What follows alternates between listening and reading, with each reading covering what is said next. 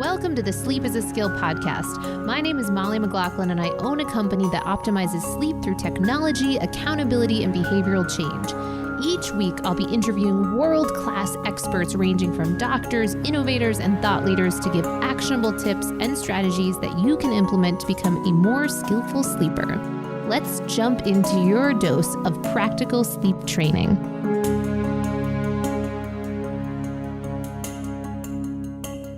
Welcome to the Sleep is a Skill podcast. My guest today is Dr. Michael Grandner, and this is a big honor for me to have him on this podcast. I'm actually going to struggle on to how to introduce him. It is so wild, the accomplishments that he has in the realm of sleep.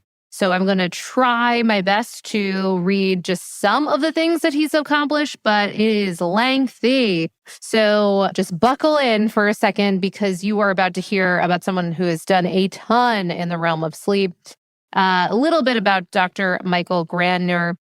He is the director of the Sleep and Health Research Program at the University of Arizona, director of the Behavioral Sleep Medicine Clinic at the Banner University Medical Center, and an associate professor in the Department of Psychiatry at the UA College of Medicine, with joint appointments in the departments of Medicine, Psychology, UA College of Science, Nutritional Science, College of Agriculture and Life Sciences, and Clinical Translational Science. In addition, he is a faculty member of the Neuroscience and the Physiological Sciences graduate interdisciplinary programs. He is certified in behavioral sleep medicine by the American Board of Sleep Medicine and is a diplomate in behavioral sleep medicine by the Board of Behavioral Sleep Medicine.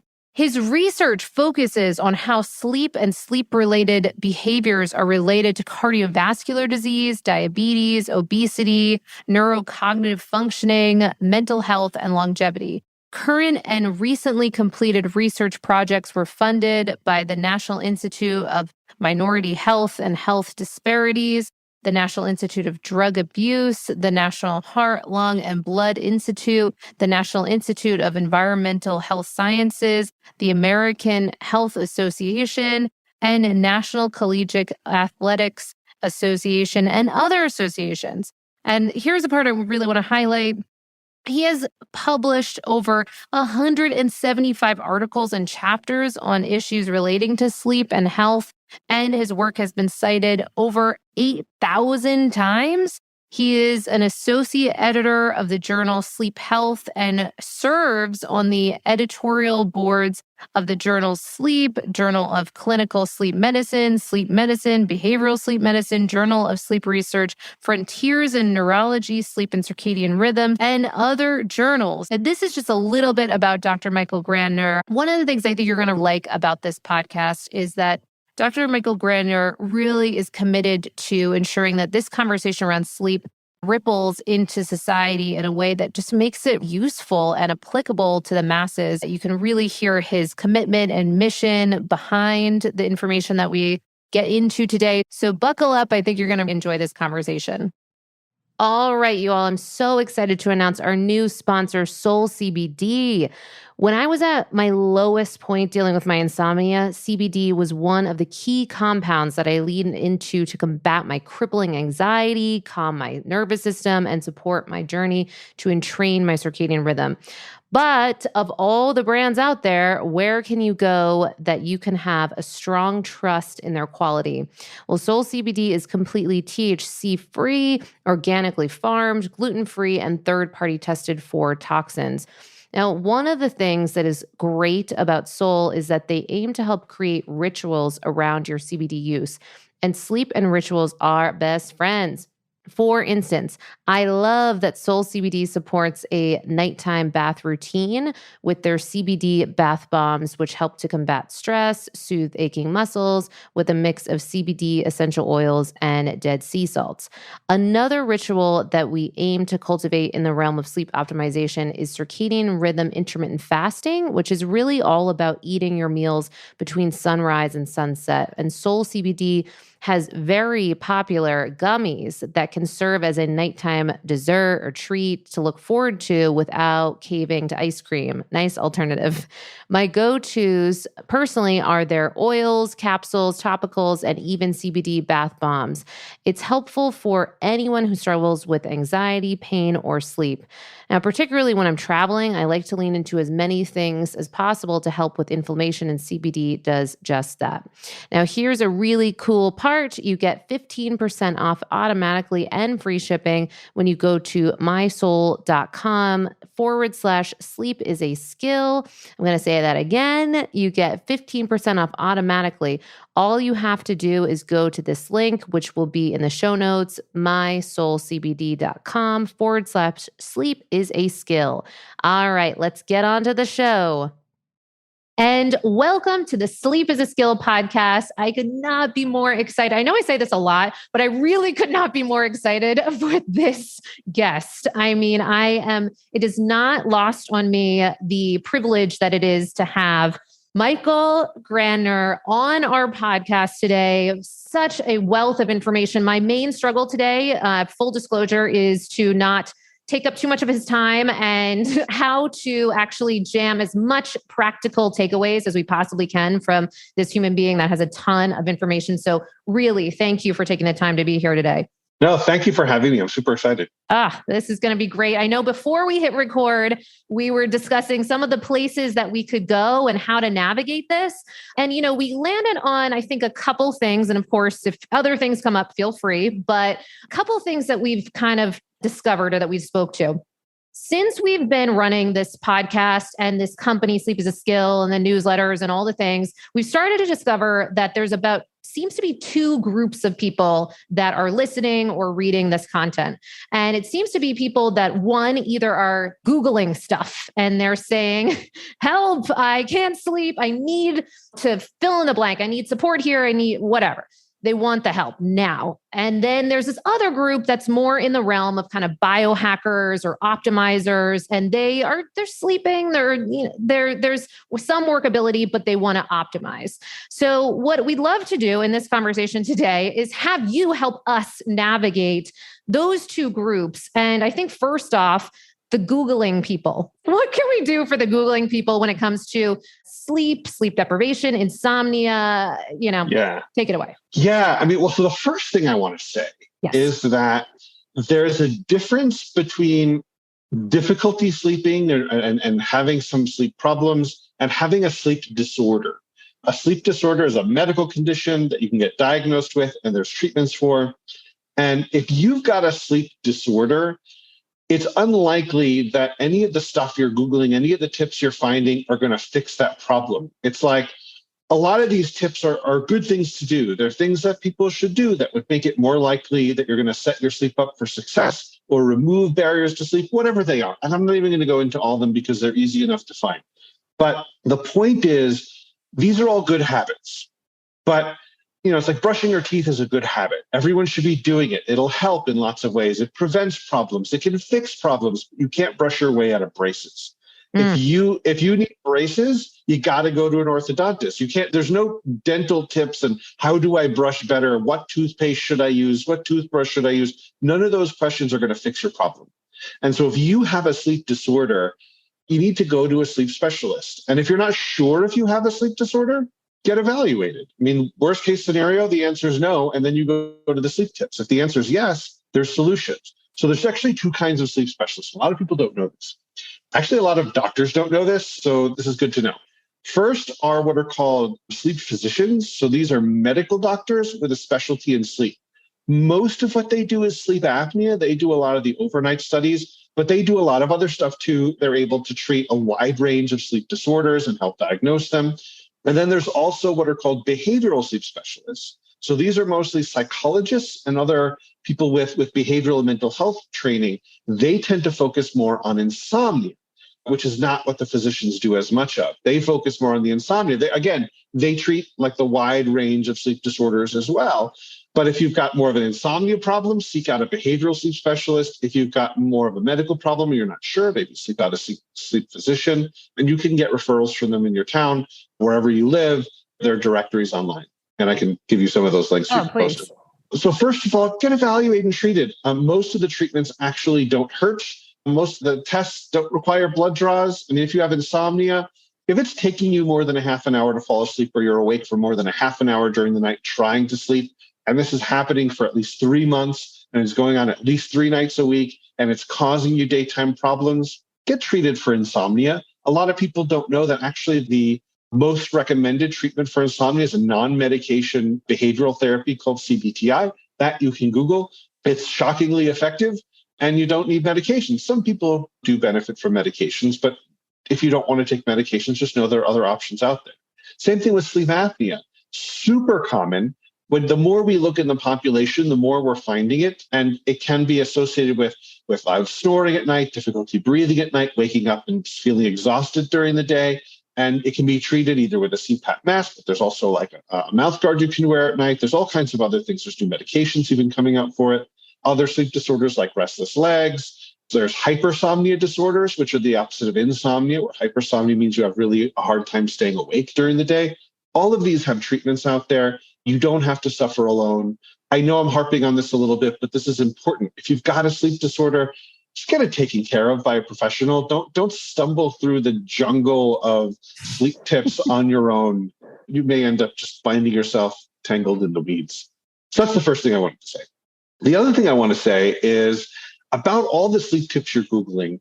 It's sometimes, at least from my perspective, look, I've been in this field for a long time, and I don't think it's about the one specific tip that unlocks whatever. Mm-hmm. A lot of these tips all come from similar places. They're all variations on relatively common themes. I mean, it's like with diet. Eat less, move more natural stuff, less processed stuff, more fruits and vegetables.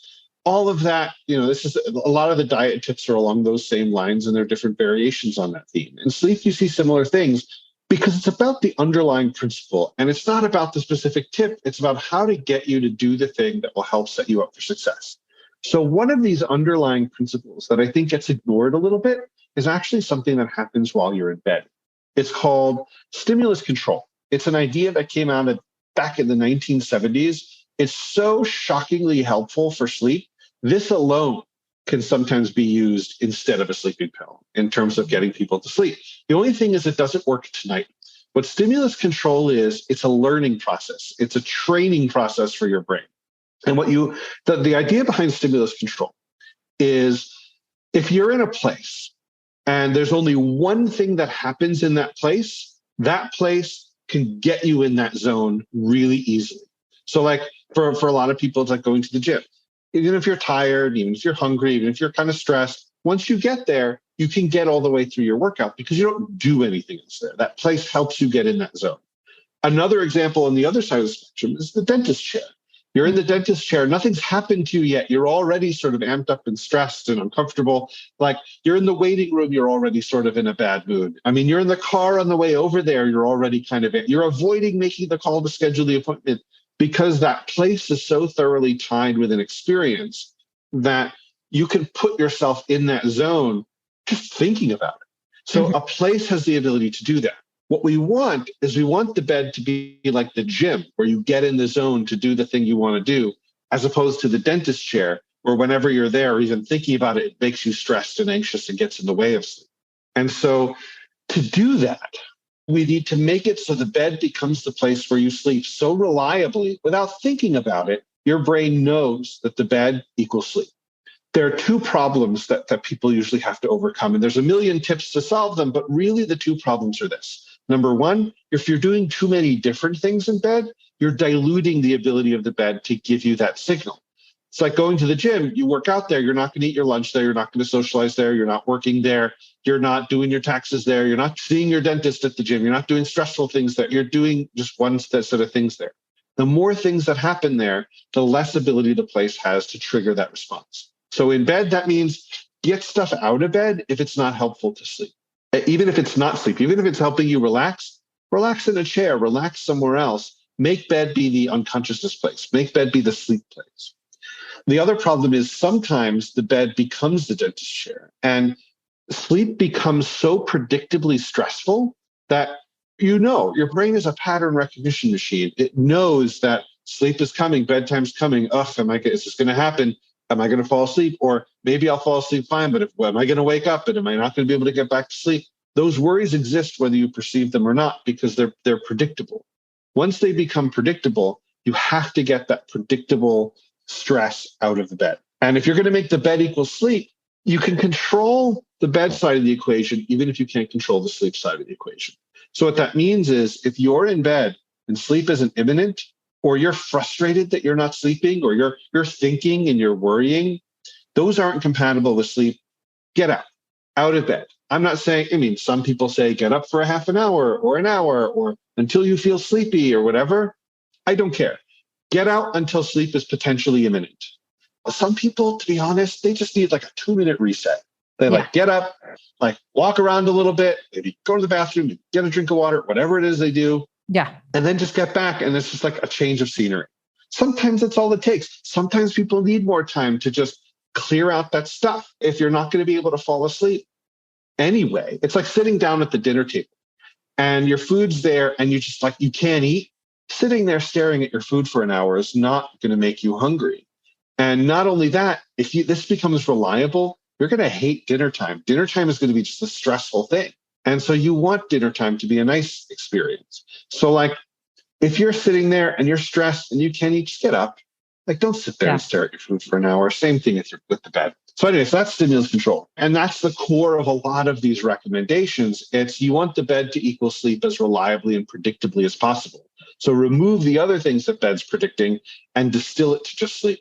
And the other thing, a lot of these tips are all around bedtime routines and do this, don't do this, pick this up, put this down. Really, the point is this. If I have someone who comes in and says, I get into bed and I just can't turn my mind off. Mm-hmm. Or my brain just won't slow down. Or I get into bed, it's taking me a while. And I think, okay. Often they're like, well, I'm just a very mentally active person. We're all mentally active people. It's nothing no offense, but we're in our society, it's like when students say, oh, I didn't want to bother you, you're too busy. I'm like, well, you're busy. We're all busy. Yeah. In our society, everyone's busy. Yes. If you're not busy, I've got stuff for you to do. It's not about your mind. Everyone's mind is active. Why is it active in bed? To me, that's like saying, driving my car and I want to stop at this stop sign. I want to be stopped there, but I'm in the intersection. It just keeps going. I just can't get it to slow down and stop until it's too late and I'm in the middle of the road. And so I'll say, all right, when did you start tapping your brakes and slowing down? And they're like, well, analogy. 2 millimeters before the stop sign. And so I'm like, okay, well, there's nothing wrong with your brakes. There's nothing wrong with your car. The stop sign didn't come too soon. There's nothing wrong with the road.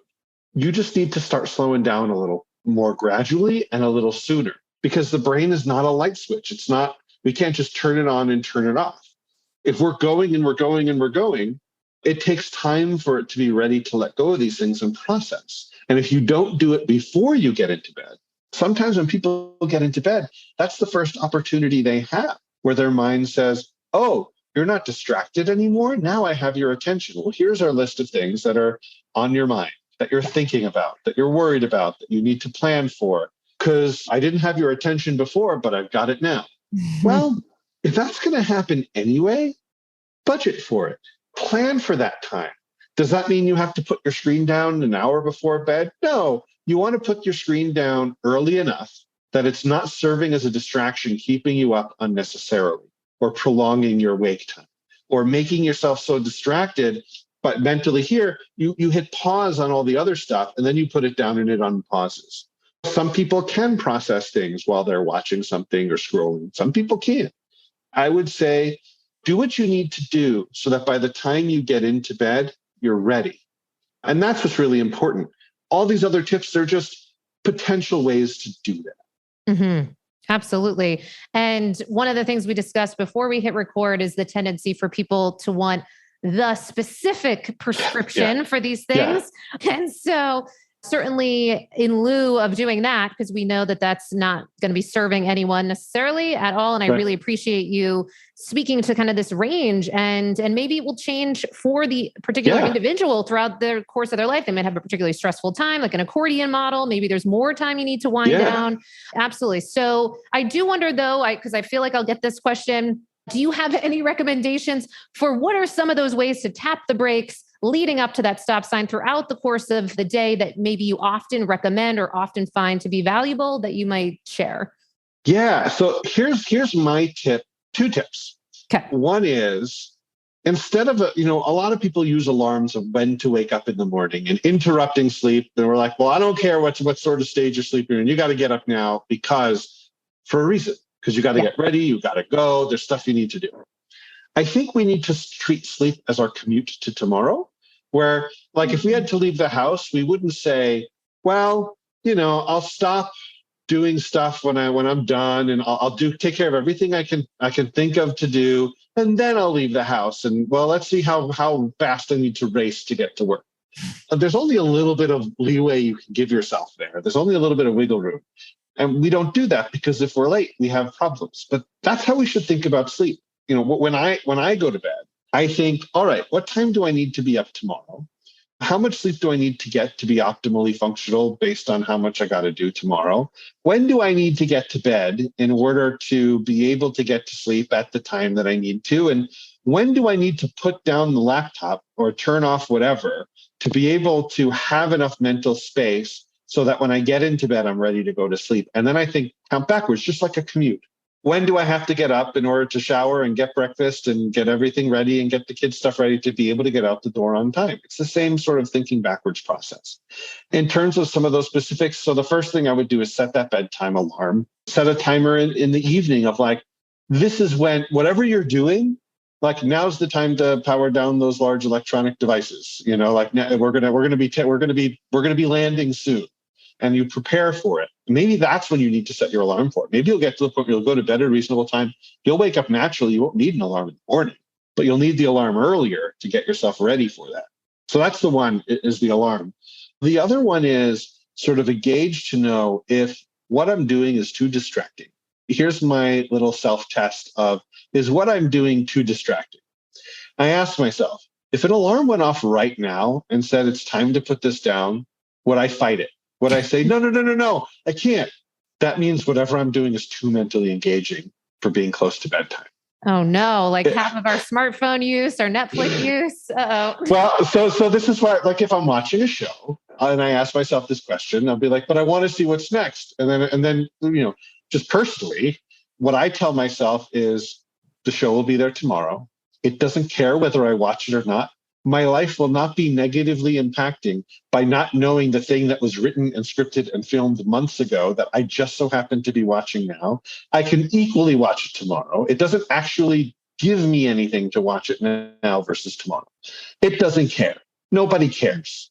I only care right now because I'm in it, but it's a show. It's not real. It's not like something that's really happening. It's there tomorrow. So I just remind myself of that and be like, why am I all worked up about this? I don't need to be worked up about this. It doesn't help anything. It's not helpful to be worked up about this.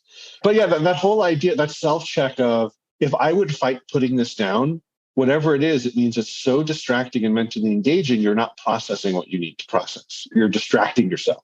But you're so distracted all day, and then we distract ourselves at night and we don't really have time with ourselves. That's what I would say.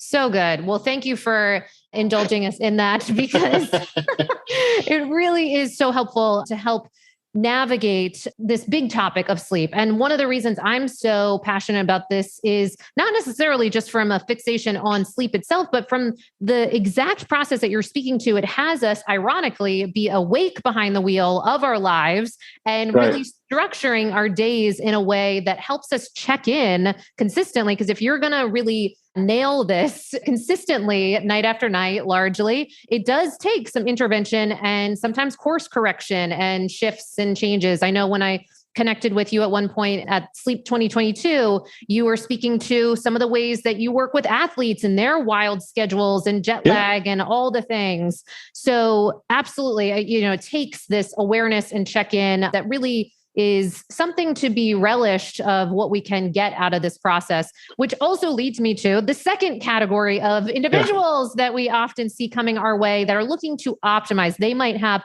a Whoop, BioStrap, Oura Ring, Apple Watch, Muse headbands, Dream headbands, etc. and they say, I'm getting these scores, these stats, these numbers. I want to improve these numbers. You are someone that has been in this space for decades. And can you help us sift through what makes sense to look at and what doesn't? Okay. First thing I want to say is with all of these devices, when I was an undergraduate college student at the University of Rochester working in the sleep lab, my first mentor was Michael Perlis, and he, one of the great teachers in the field. I was very lucky that I stumbled into that lab. Amazing. One of the things he used to say is the first 3 rules of science are know your measures, know your measures, and know your measures. Because a lot of times we get a number, we don't know what that number means. Yeah. We don't know what's behind it. What are we actually measuring here? And I think back on that all the time when in looking at wearables, because you get these numbers that are measuring something. But what are you actually measuring? Because you're trying to make decisions based on these numbers, but what are you actually measuring here? So let me just really briefly break down what these numbers actually are measuring. Almost all these devices have at least a movement measurement. The way they measure movement is through accelerometry. What it means, in a nutshell, what accelerometry is as you move, a little thing in the little chip presses against, as it moves through space, it's, there's inertia, and you have things that compress each other and move. And the degree to which they're moving against each other changes electrical voltage, and it's creating an output of voltage. And then what happens is that output is is it a lot of movement? Is it a little movement? Is it one big solid movement, or is it more continuous? And then what they do is they process that signal, and they use that to determine, okay, based on what this movement was in this recording window of a few seconds or a minute or whatever, compared to what it was just doing and what it's going to be doing later, because you're scoring this retroactively. Did this unit of measure, this minute, was this probably a wake sort of a movement or a sleep sort of a movement? And so then they get this resolution, this 1 minute resolution. That's been done since the first paper to do that scientifically in the lab came out in 1972. By the mid-1980s, the technology of using movement to measure sleep already had like 80 to 90% accuracy relative sort of to in-lab brainwave activity, which it's never really gotten too far above because you're measuring apples and oranges. Yeah. Actually, you're measuring oranges and lemons. Like they're both fruit, they're kind of both citrus. No one's going to mistake the flavor of one for the other, even though they are very similar. And that's the thing with the brainwave sleep and the movement-based sleep. It's not that one is correct and one's incorrect. So you're measuring where sleep is deep in the brain. We can't measure that directly. So we use brainwave activity on the outside of the brain, or we use movement activity to tell if someone's awake or asleep. Those are the best measurements we have that are objective without just asking somebody. Sleep-wake measurement, minute to minute, using anything that has a good movement sensor, especially one that's been tested and validated in a lab. And you'd be surprised how many on the market really haven't, which is really frustrating. Yeah. Some of them have and proven themselves to work pretty well. They usually have around 90-ish% accuracy, minute to minute, compared to like the brainwave recordings of sleep versus wake. Pretty good. It's been that way for decades. Actually, that technology, it gets refined, but it mostly gets refined by being smaller. That's sort of the best there is. 90% is all right, but in 8 hours, 480 minutes, that means 48 minutes that are not the same. And usually, because it's measuring it based on movement, it's not based on your memory. For example, it will record lots of small awakenings that potentially happen during the night that you don't remember. That's okay, because you're not going to remember them. Do they functionally matter? That's a controversy in the field right now. It'll probably capture all the awakenings you do remember. If it doesn't, something wrong with that device. And if there's something wrong with your sleep, the more disturbed your sleep is artificially, like if you're in a lot of pain or if you have an untreated sleep apnea or a movement disorder or something, it's going to be more inaccurate, because what it's measuring is movements during the night that look like sleep. But if your movements during the night, during sleep, don't look like sleep because you're artificially moving a lot because you're in pain, or if you have insomnia and you're systematically looking like you're asleep, but you are actually conscious, the devices are going to be slightly more inaccurate, because what are the assumptions in those measurements? But in general, the sleep-wake measurement is probably the most reliable because that technology's been around forever and is tested. Yeah. Then you get into the heart rate data. So the way they measure heart rate is a thing called photoplethysmography. And that's just a fancy way of saying, so you see the little lights that are shining. Sure. What they do is they shine a laser through your skin and it hits a blood vessel and bounces back and gets red. And it's sending it so many times a second that it's recording the bounce back. And as your blood vessels expand and contract as the pulse is going through, it's going to change the reflection. So that's how it's measuring. It's measuring the reflectivity of the light. And so if you measure it enough times per second, what you can get is a measure of expand, contract, expand, contract. And the way the heart is, it's a sharp expand and a slow contract. Sharp expand, slow contract. That sharp expand, that peak to peak interval of each time it measures it is almost identical to what the electrical rhythm of your heart is, because it makes sense, because that's when the blood's pumping out. So that's how it's measuring heart rate. Now, again, there are things that can throw that measurement off. What can block a laser from hitting your blood vessels? Well, different things on your skin. So skin color can change it because it can change the transmission of the light. Tattoos can change it. How much fat is in your skin and how thick your skin is or how thick the layers are there can change how reflective it is and how it's recorded. So it might make it more or less inaccurate as you vary from whoever that sensor was developed on and meaned on. The other thing is, so what does that have to do with sleep? Actually, the data show that heart rate alone can't really tell you very well if someone's awake or asleep. But when you combine that heart rate with the movement data, you get a pretty good window into sleep stages in the brain, which is it's a whole other rabbit hole to go down through. Because with the movement data, you cannot get sleep stages. People have been trying for decades. You can get sleep versus wake, and that's pretty much it. You can't get light sleep versus deep sleep if you have movement alone. If any device is telling you they can do it, they probably have no idea what they're talking about. With the heart rate data, you can. You can't get all the sleep stages, but you can sort of differentiate the deep sleep versus the light sleep versus REM. And that's because the combination of movement and heart rate are functionally different in those different stages. And the accuracy they get there is between 50 and 80%, depending on the person, depending on the night, depending on the stage. So on the one hand, if I looked at a record from a device that I knew was pretty good, or at least that has been tested, what I would say is we know that your sleep, is this what my sleep was? I said, this is probably a ballpark close to what your sleep was.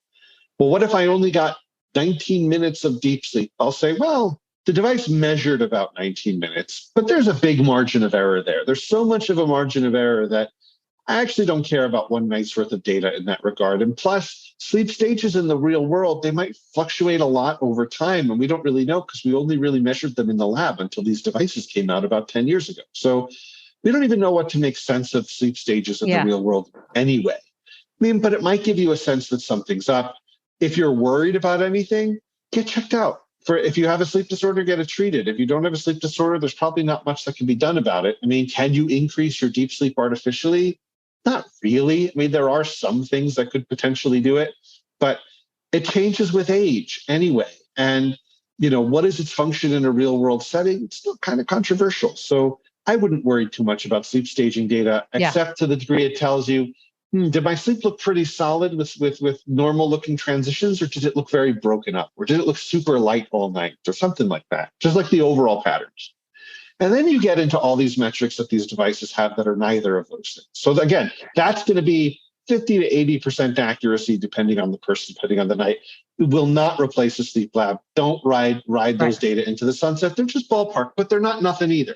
They're ballpark. Sure. Then you get like these recovery metrics and need things. And like, are you getting as much as you need, or how recovered are you, and all this stuff.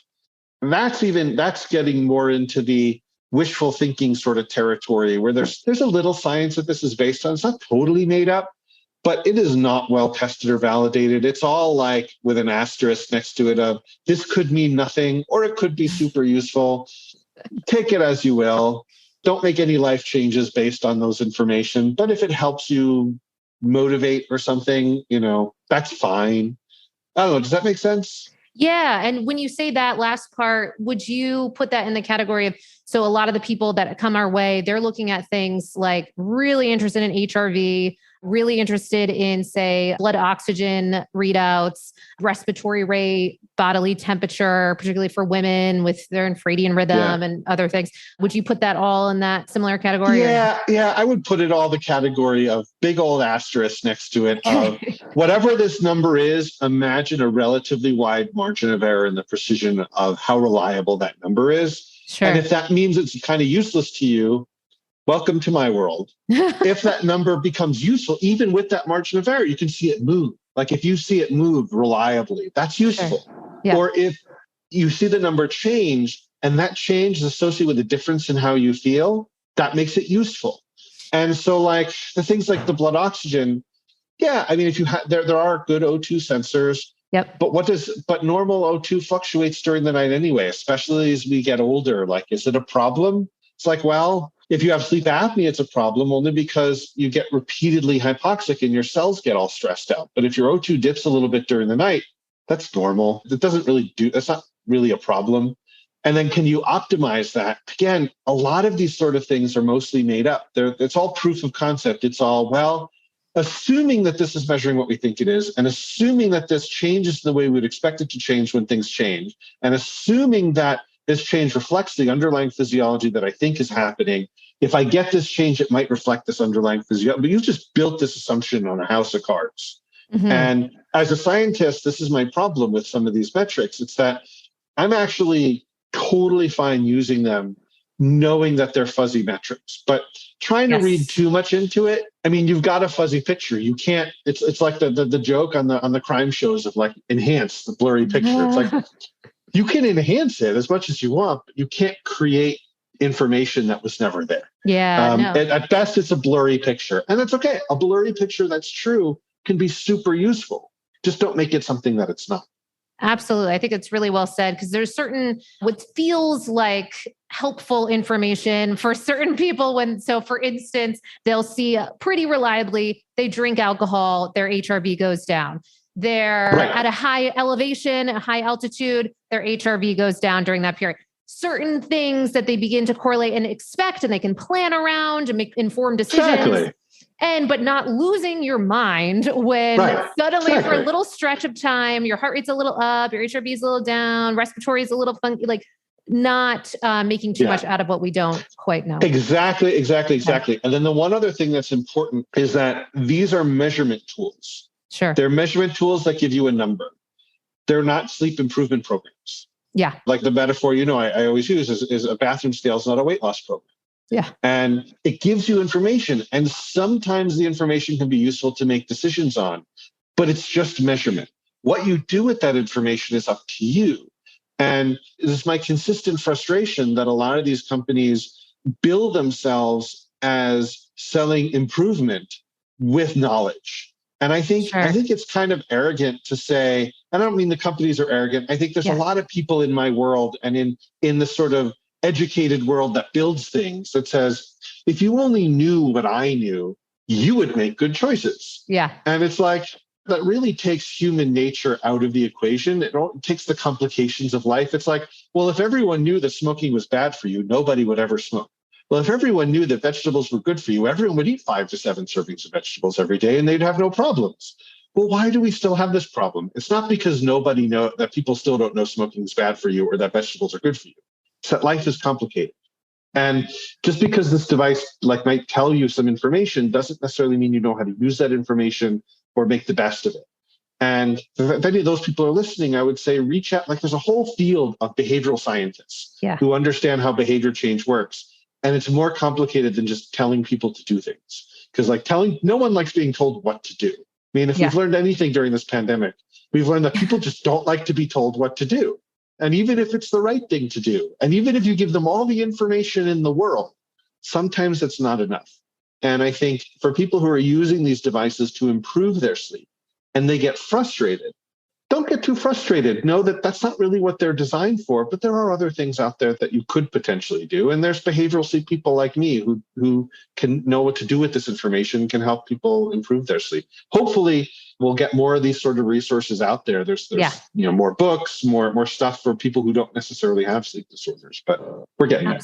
Great. Well, and I know at Sleep 2022, you spoke to some opportunities for people to develop upon some kind of stagnant behavioral change models for sleep specifically that could use some kind of upgrading. What was the year? 1960 something? Yeah. So at that talk, I was talking about a thing called the health belief model. It came out in the 60s. And it's still useful today. Essentially, the whole point of the health belief model, and I apologize to all of the health behavior scientists listening if I'm butchering your view of the health belief model, but my view of the health belief model is that there are 6 ingredients that are required for someone to make a healthy behavior change. One of them is they need to perceive that they're at risk, that there's something wrong with what they're doing. If they feel like everything they're doing is fine, they're not going to change anything. Right. Number 2, they have to perceive that risk actually will produce a negative outcome. That, okay, yeah, fine, I don't eat the way I should, but lots of people don't eat the way they should and live long, happy lives, so who cares? Right. So they have to perceive that the risk matters. Then they have to perceive that changing would produce a benefit. Because, yeah, I can change the way I eat, but at the end of the day, at my age, there's nothing else you can do. Well, they're not going to change. They have to perceive that there's going to be a benefit. And they have to perceive that, and you have to remove the barriers to being able to do it. So not only is making the change going to be beneficial, and I know making this change is going to be beneficial, but I can't because. Yeah. And so you have to remove the barriers. And actually it's the barriers where I think we get stuck, because the other one is, yeah, we're great at educating people on the perceived risk and the possible risks and the potential benefits of change. But how do I work this into my life? How do I actually make this happen? And this is where some of the tips and stuff come in to try and remove some of those barriers, and sometimes just creates more barriers. So anyway, that's 4 of the 6. The 2 other ones, one is cues to action. We need reminders. We need guides. We can't just do things. Humans are just really bad at telling us something once and then running with it forever. Some of us are good at that. Most of us are not, especially when it's something that's hard to do. We need support. And then the 6th one is self-efficacy, where it's a psychological concept that even if I know in my mind that doing this is possible, if I don't feel like it's possible for me, I'm going to give up. I'm not going to try. And self-efficacy is another place where I think we really need to focus more, because the whole you can do it, and helping teach people how they can do it, and help people feel within themselves that they can do it. So those are the 6 ingredients in the health belief model, saying that, look, if you don't believe all 6 of these things, then if one of them fails, the house of cards comes tumbling down. And I think everyone listening can think of a time in their life when there was a thing that they were supposed to do that they kind of should have done, but they kind of didn't. And I bet one of those 6 ingredients was where it fell apart. Right? Absolutely. Yeah. Well, and from that place, from someone that's so informed by that model, often what we get is people want to know, well, okay, how is this person using this information into their own life? So I'm super curious we asked 4 questions of everyone. It used to be 3. It's expanded. Now it's 4. And so from all of that information, my first question for you would be, what would we see with your nightly sleep routine, being informed by all those models and those kind of points and your decades of research? How are you managing that right now? So I know I talked about a little this earlier, but my nighttime routine is all informed by, when do I need to get to bed? When do I need to be ready to get to bed in order to get to sleep at the time I need to? It's not how much left do I have to do, because there's always more to do. So like my nightly routine after the kids are in bed, like many people, we're on the couch with laptops open and, TV's sort of on the background. Sometimes I'm watching the TV more than the computer, sometimes the other way around. And then at some point, about maybe an hour or so before I'm going to bed, I need to put the computer down, because I need that time to not be focused on work stuff. I might still look at emails on my phone. I might still scroll something on my phone, but never anything that I couldn't put down. And then maybe about 15, 20 minutes beforehand. And again, I'm good at sort of disengaging. I've gotten better over the years, but I'm much quicker to turn off the TV. I don't really watch it at night anyway. I'm not a big TV person at night. Yeah. And I don't really care that much. And so having it on the background doesn't bother me too much. I'm totally happy to just turn it off. Then I'll go into my room, do all the nighttime stuff. I'll get into bed. If I feel like there's something I can't quite let go of and I need to check one more thing on my phone, or if I'm checking my calendar the next day or whatever, I won't do that in bed. I try and plug everything not next to me, and then things get plugged in. lights go off. I go into bed, close my eyes, and I usually fall asleep pretty quickly because I don't go into bed till I'm ready.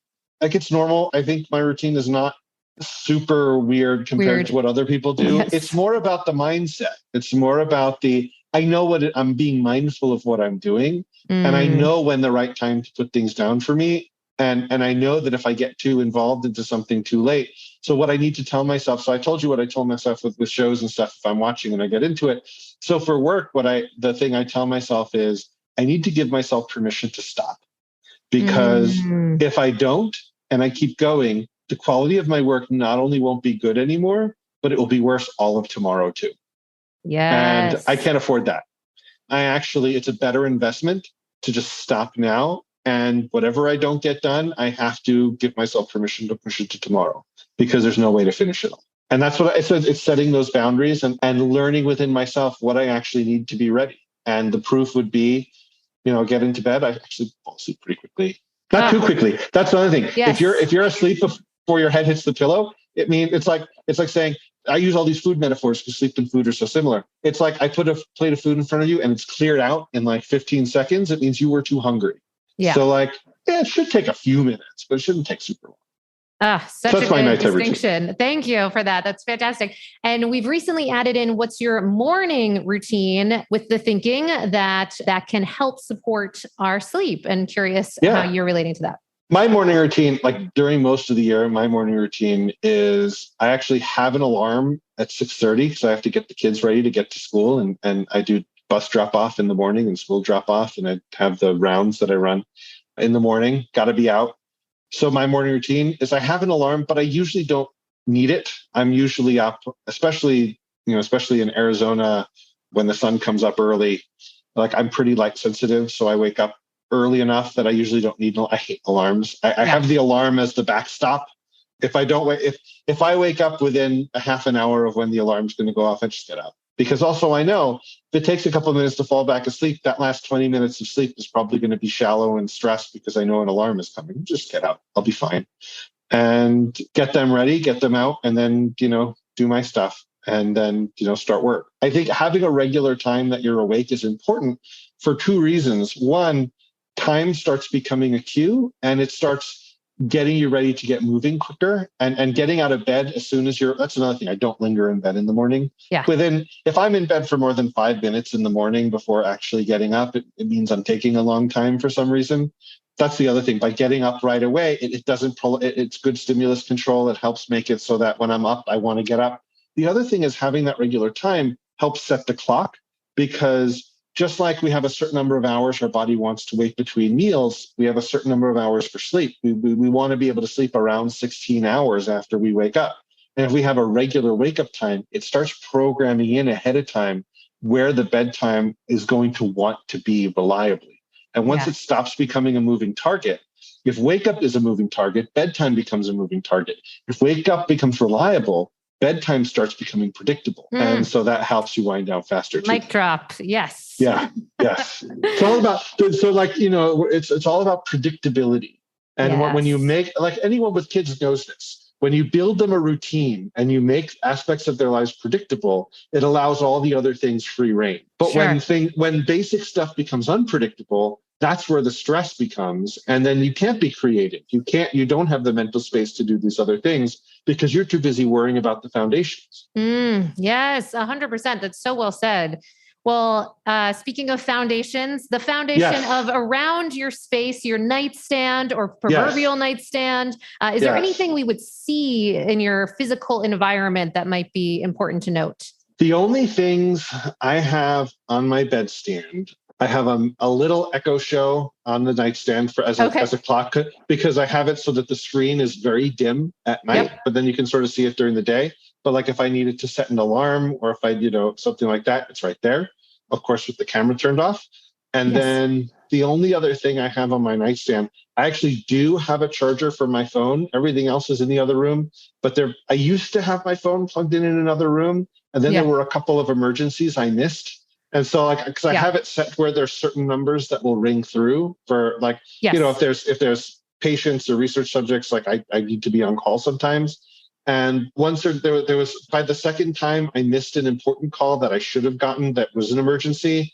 I'm like, okay, fine. I guess I'm going to have this here. But I don't touch it during that. I don't check it when I wake up. That's actually why I have the clock there, so I don't check my phone. I look to see what time it is there. And because once the phone is in your hand, you're very tempted to do something else with it. Absolutely. Good call out with that. I had something similar happen. I used to do airplane mode to really make it off. And then also after some emergencies and what have you, I did kind of begrudgingly. It was such a nice feeling to be like, that is just gone. But I absolutely get that. Okay. And then the last question, be really curious your answer.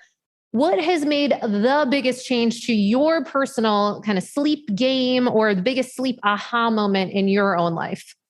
So when I was in college, I was one of those people who was up till all hours of the night. Like morning classes were the worst and were the hardest, especially because I was in Rochester where we didn't see the sun for like 6 months of the year. I went to Syracuse. Totally get that. So you know exactly what I'm talking about. I know exactly what you're talking about. Yeah. Okay. Yes. So yeah. So the two things that changed my life in terms of sleep, they're actually things I already said. So number one was actually stimulus control. And training myself so that when I got into bed, I would be sleepy. Because when you're in college, your bed's also your couch. It's also your office. It's also it's also the place where you're hanging out. And it's just terrible stimulus control. And it made sleep much more shallow and unreliable. So if I wanted to go to bed earlier, I couldn't. And the other thing was light. This I didn't discover until I went to grad school, where going from Rochester, New York to San Diego, all of a sudden I got sunlight, and it made knowing that that's where I really learned that light exposure during the day, especially the morning, it does so much for my sleep at night. And since then, in the last years since then, there's been a lot of data coming out around that like actually daytime light has a lot to do with nighttime sleep. Yes. I mean, if you want to inoculate light, if people are worried about light from screens, you can get all the light you want. If you get enough bright light during the day, sets your rhythm strong enough that even light at night won't have that much of an impact. Light during the day is actually a big deal. So those are the two big things for me.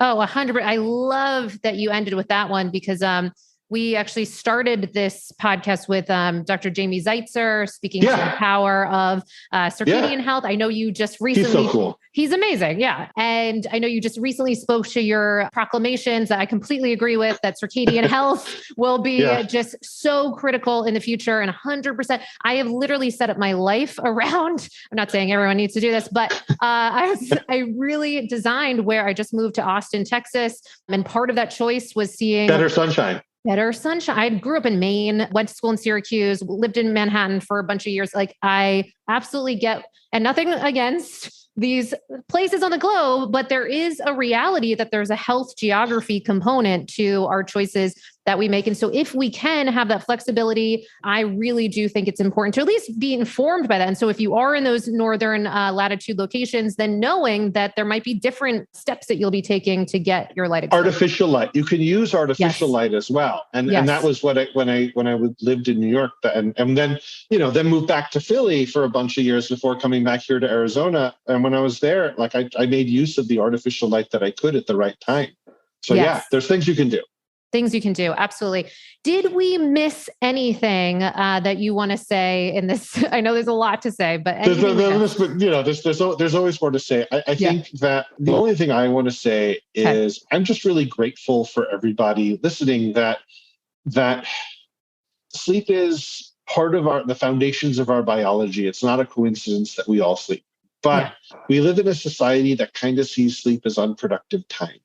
Yeah. And because of that, we have all these pressures to sort of devalue sleep. And I just remember being a grad student and a postdoc and being in the sleep science world, we would always talk about man, if people only knew how important this was and all the benefits you could actually get out of it, it could really make a difference. Too bad that's never going to happen.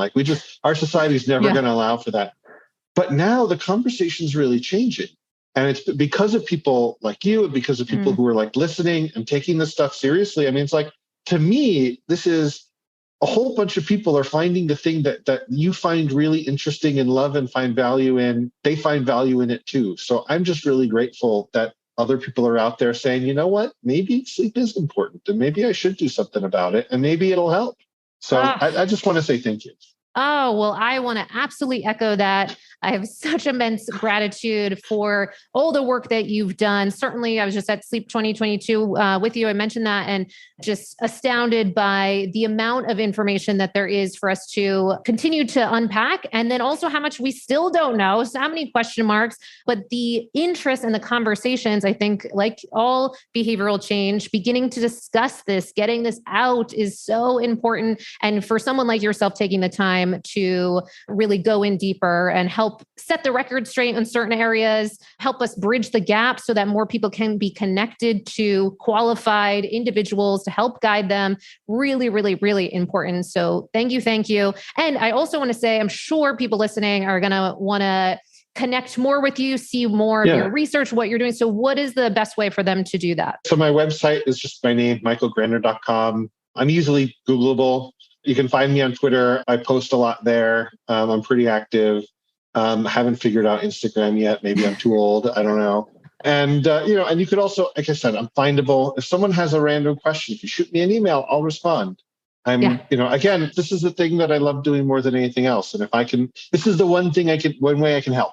So if I can help, I always, have the motivation and do as much good as I can for as many people as I can with what I got. So if I can be helpful, feel free to shoot a random email. I mean, if someone says, hey, I live in this city, I don't know, my doctor doesn't know anybody, but I'm struggling with this. How do I find somebody? Like, I can help. But follow me on Twitter, check out my website. If you can see me on other podcasts and stuff. I like talking about this stuff. So fantastic. Well, thank you again. Means a ton. And I am really excited to continue to follow your work. And it's so cool that you're in Arizona, right near, I shared my dad lives right in your home city, and excited to follow more of what you've got going on and all the research that you are in the midst of and the education that you're putting out for all of us. So really appreciate it. Awesome. Thank you so much. And thank you to everybody. You've been listening to the Sleep is a Skill podcast, the #1 podcast for people who want to take their sleep skills to the next level. Every Monday, I send out something that I call Molly's Monday Obsessions, containing everything that I'm obsessing over in the world of sleep. Head on over to sleepisaskill.com to sign up.